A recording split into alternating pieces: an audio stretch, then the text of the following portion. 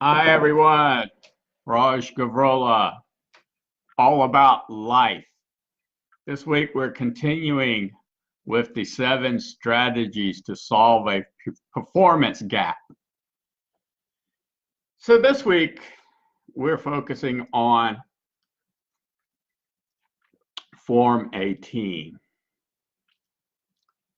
So in your life, what do I mean by that? Well, in life coaching and in life, it's real simple. It's relationships. Relationships. That means your relationship with each individual, whether they're in your family, their significant other, you're married, your children, whomever it may be, your friends, acquaintances, people in the community, whomever. Those are relationships. And those relationships, because we are people, bring us a lot of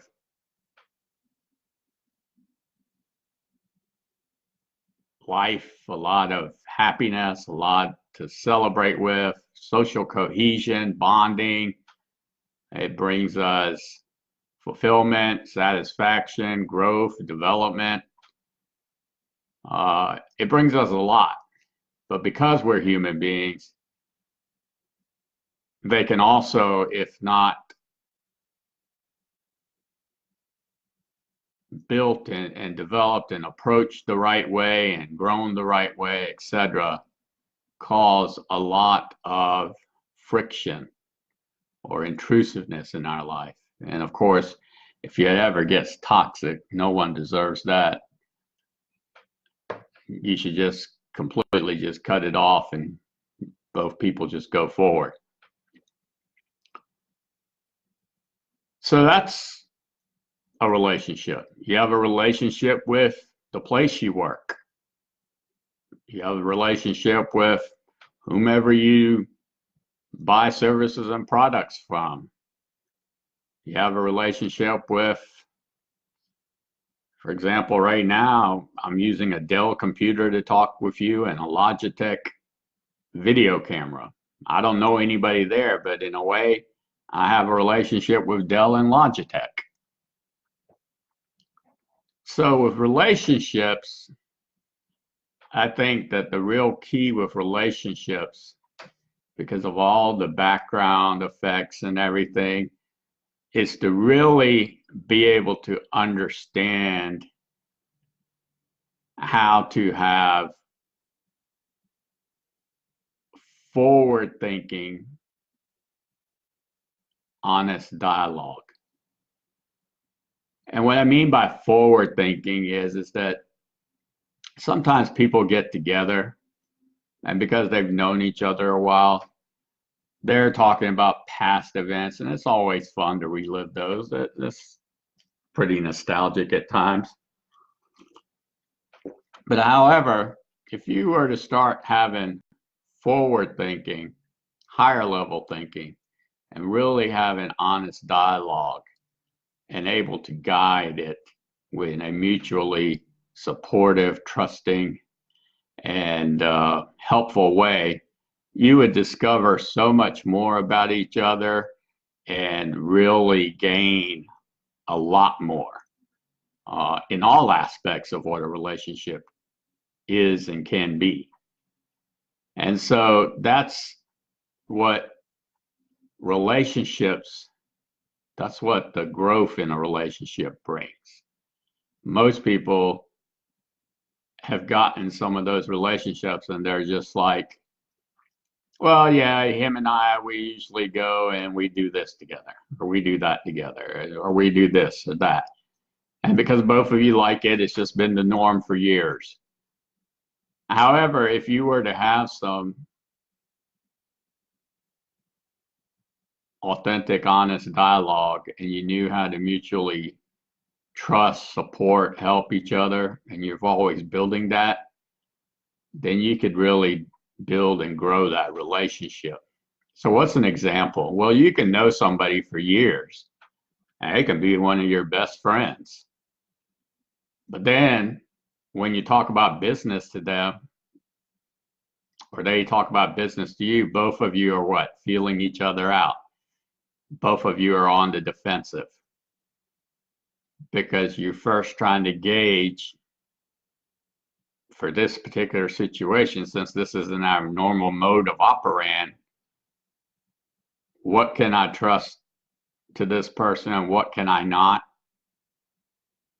And that's obviously natural, and that's what building a relationship is all about, even in regular business. And then in regular business, it's the same way. You're always building that relationship on, how much or how little or what can I trust this person with as far as information, knowledge, helping, doing work, whatever it may be. And then the same thing goes with just when you're talking about family and some of the situations that you have, because everybody has their own conceived or preconceived notion on, what's acceptable in the professional workplace and what's not, and what's acceptable in each person's personal space and what's not. And so that's definitely a balancing act. But if you approach it in a very genuine way, in a way that you're showing that you're supportive, helpful, and build that trust, you will definitely get a lot more from it, both of you.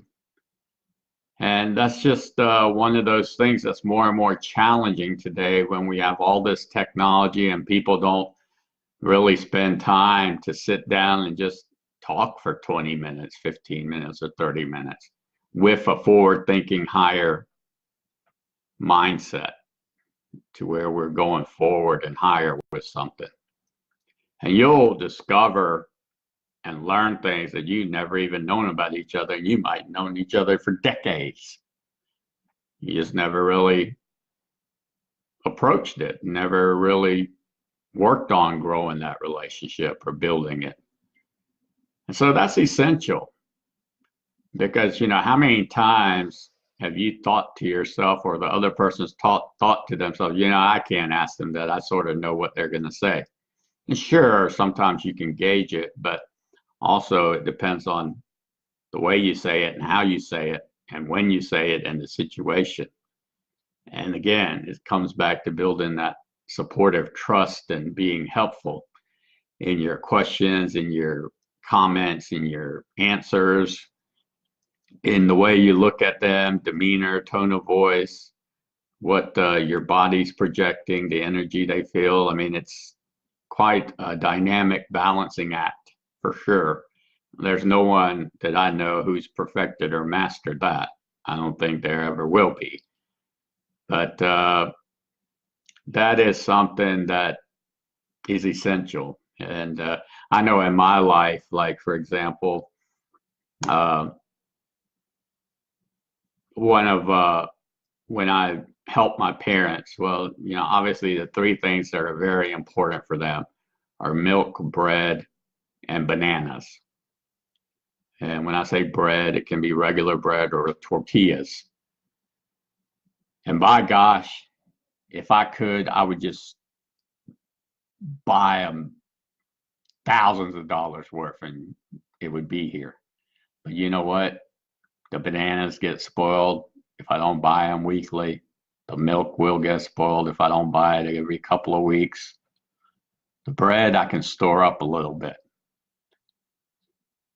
And so if there's ever a time that the bananas run out or the milk runs out or the bread runs out, I'm getting a notification, a call. It's like a major crisis here. And that's just reality. And there are things like that, if you're watching, and although this isn't the innovation and entrepreneurial leadership segment, this would be something, if you could figure out how to do this, I would buy it from you. I just don't know how to do it. So that's an example. The other example is just simple things that sound simple, and they are, and they're foundational in relationships, but people don't do it. If you're with a significant other or you're just in a relationship, at work, whatever, and you're going to go do something and you know that person might need you somewhere in the day, or it would just be good to inform them where you'll be and when you'll be back, not because they're monitoring you or keeping eyes or check on you. It's just so that there's that cohesion, so that, if they need you, they know, oh, yeah, he said he was going to be out this afternoon. So, I know that, I'm not going to be disturbed or frustrated when he's not around when I go over there. Just those little things like that make a huge difference especially in a working relationship, or just any type of relationship, really. That's just really essential. And it's also really essential to listen to understand. It's not just a matter of listening, but listen to understand. So, you can ask them a question or have dialogue or whatever to really make sure they understand, and then to give them the information they need, like, look, or something like, I can't do that right now because I'm in a meeting. After my meeting, I'll swing by the store and get whatever. See, you're giving them the reason why you're not able to just jump right when they tell you to, because they think you're not doing anything. Because that's their default thinking. Hey, he picked up the phone, he's not doing anything. And just these little things. I'd give you another example. And I was challenged with this, and I don't know, I just thought it was just obvious, so I never said anything. But sometimes I'm on the phone, and because we're in this cell phone era, mobile era, I'll get static and I can't hear somebody. They might not be able to hear me, obviously, as well. And, I'll try to wait it out to see if the signal comes back, instead of just saying something like, hey, we've got static, let me hang up and call you back. So right now, today, immediately when I hear static, I say that. Because in 3-4 seconds, you can say 2 or 3 sentences. And you can miss a lot when you're talking on the phone in 2 or 3 sentences. And that's just reality, and I learned that. And before I just used to be quiet because it was so obvious that they're static, but now I just immediately stop. And even if somebody prints something and it's too small, I let them know, hey, this is too small for me to read. I don't sit there and try to read it. Just because it just takes the pressure and stress away, because you're really putting pressure and stress on yourself by accepting that tiny print, or by accepting that, oh, we've got static now. No, we're not supposed to have static, and we're not supposed to have tiny print. And it's beneficial for both people. And so that's the other thing about a relationship. What is important to achieve for the both of you? And then together, what is the forward higher thinking? The questions, the answers, the comments, etc. And if you can both go towards that, well, then that's what relationships are all about. And that's really all about life. My zone effect for this week. And the zone is when you're making a performance breakthrough, doing better in performance improvement. Everything's in slow motion. It feels effortless, and time is not a deterring factor. Well, it happened to me refereeing soccer. And I know all the rules, and I have the knowledge, and it's in my head, and, that's great. And there are times when I've been in the zone reffing soccer, and it's pretty amazing. Well, the other night I was in the zone for 3.5 games. And how'd I do it? Well, I had the mental performance strategy of, okay, I know all this knowledge, all these rules. I know, some of the players, etc. I see who, could be a challenge reffing, who's, what this team feels like, or what their energy feels like, who, are maybe the people I need to watch for, what's their aggressiveness, their tendencies, all that. But before I can do all that, what do I need to know really? What I really need to know is who has ball control. So which team has the ball control? Is it, for example, the blue team or the green team? Because from that, everything else flows, right? Everything else goes this way, right? Because once I know who has control of the ball, then I know whether it's an indirect kick, a penalty kick, a foul, yellow card, red card, throw in, handball, whatever it may be, unsportsmanlike. And so that's always the key. And once I was able to identify that key mental performance component, the whole game slowed down. It freed up my mental processing so much because that's the very first thing that I need to know. And before, I might have been looking and saying, oh yeah, that's a penalty kick instead of blue penalty kick. See? And it makes a difference, the order that it's in.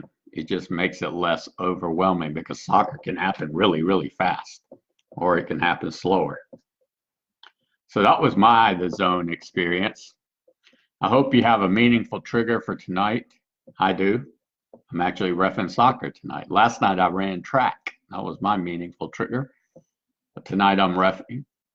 If something here resonates with you, it helps you, we can do more together, talk about your specific situation. You can contact me at 864-569-2315 or Raj at rajgavrola.com.